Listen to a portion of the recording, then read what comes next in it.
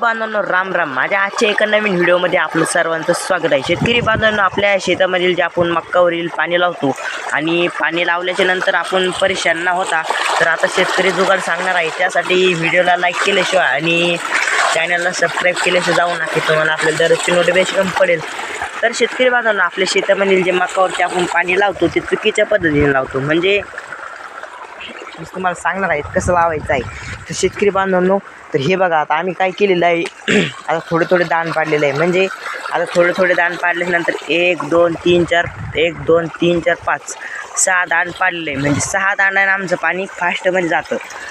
आणि 6 दाण पाडल्याच्या नंतर असं शेतकऱ्यांनी जुगाड करायचं आहे की एका दाणाने सगळं पाणी एका सरीने गेलं पाहिजे. म्हणजे सगळं जेवढं पाणी आहे का तेवढं एका दाणाने गेलं पाहिजे, जेवढं खट्टे आहे का तेवढा.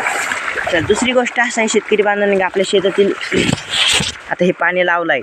आणि दुसरी गोष्ट अशी आहे की आपण शेतामध्ये जेव्हा पाणी लावतो तेव्हा हा पाणी बराबर मक्कामध्ये नीट गेलं पाहिजे. म्हणजे हे बघा शेतकरी बांधवांना, असं पाणी गेलं पाहिजे. आता आम्ही बघा कसं लावलेलं आहे.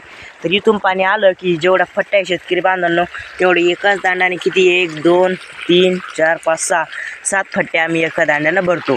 आणि दुसरी गोष्ट शेतकरी बांधवांनी, हे बघा इकडं पण तसंच आहे बघा. असे भरायचे आपल्या शेतातील मक्का आणि अशी द्यायची आहे शेतातील मक्काला बारी.